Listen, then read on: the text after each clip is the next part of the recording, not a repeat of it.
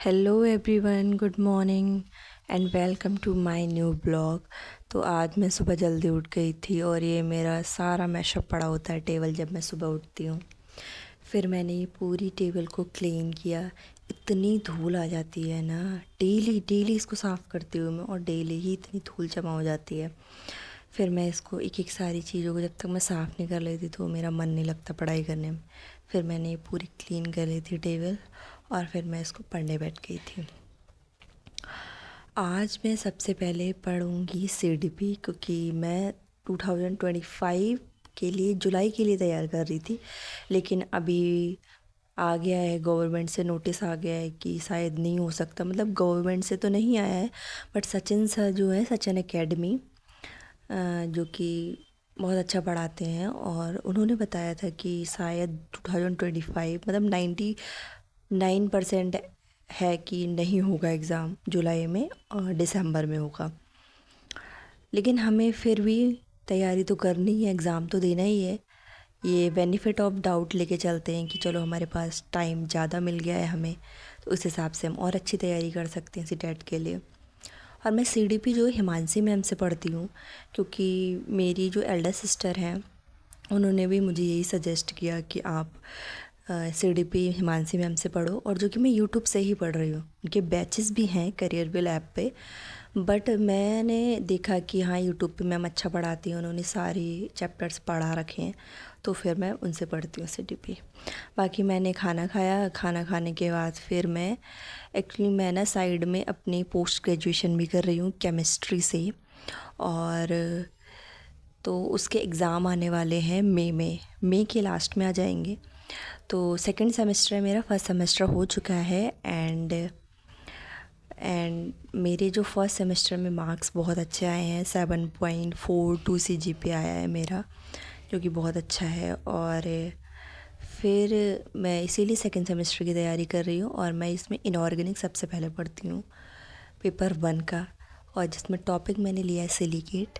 मैं क्या करती हूँ, पहले से तैयारी कर लेती हूँ, इसके नोट्स बना लेती हूँ, क्योंकि जब एग्ज़ाम आता है ना तब इतना ज़्यादा प्रेशर हो जाता है कि क्या पढ़ें क्या ना पढ़ें, तो ना मतलब समझ नहीं आते ना टॉपिक कहाँ से ढूंढें कहाँ से, तो उसमें सबसे ज़्यादा टाइम वेस्ट हो जाता है। तो इसीलिए मैं पहले से प्रिपरेशन कर लेती हूँ कि सारे नोट्स लिख लिए मैंने, सारे जितने भी यूनिट हैं सारे यूनिट वाइज मैं पढ़ लेती हूँ, सारे नोट्स बना लेती हूँ। फिर क्या होता है ना कि जब एग्ज़ाम होता है तब मैं एक साथ पढ़ने बैठ जाती हूँ, और फिर मैं उस टाइम पे यूट्यूब वगैरह नहीं देखती, क्योंकि उस यूट्यूब से टाइम और बहुत ज़्यादा वेस्ट होता है। अगर हम ऐसे देखते हैं कि ये क्वेश्चन ढूंढा, दूसरा क्वेश्चन ढूंढा, तो उसमें टाइम ज़्यादा चला जाता है।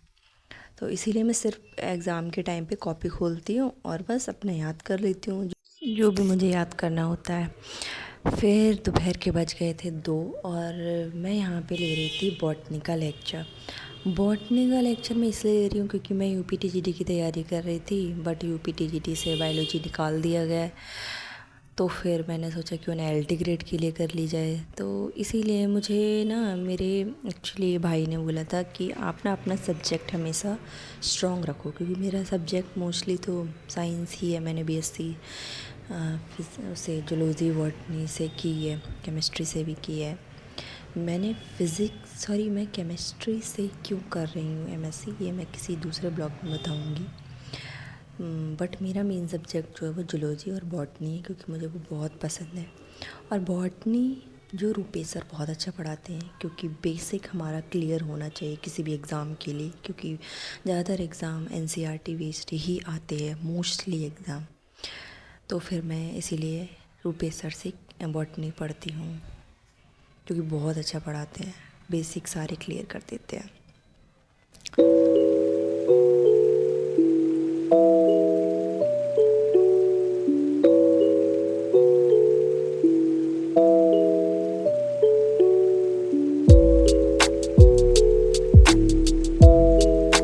तो मेरा लेक्चर हो गया था, और लेक्चर होने के बाद फिर मैं बच्चों को कोचिंग पढ़ाने चली गई थी, क्योंकि मैं साइड वाइज सोचती हूँ कि 1 घंटे के लिए पढ़ा दूँ, जिससे कि इनकम भी हो जाती है।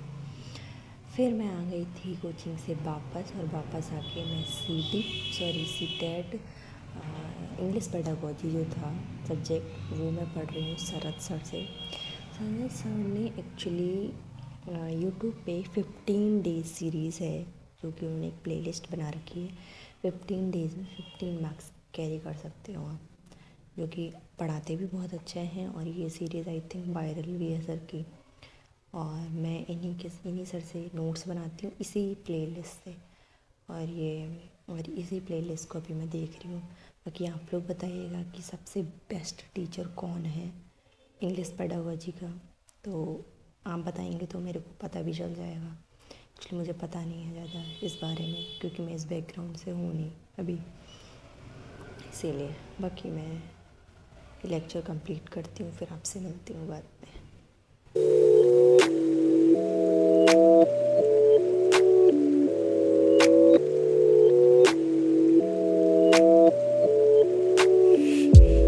तो मैंने पेडागोजी कंप्लीट कर ली, और अब मैं करने जा रही हूँ मैथ्स की क्लास।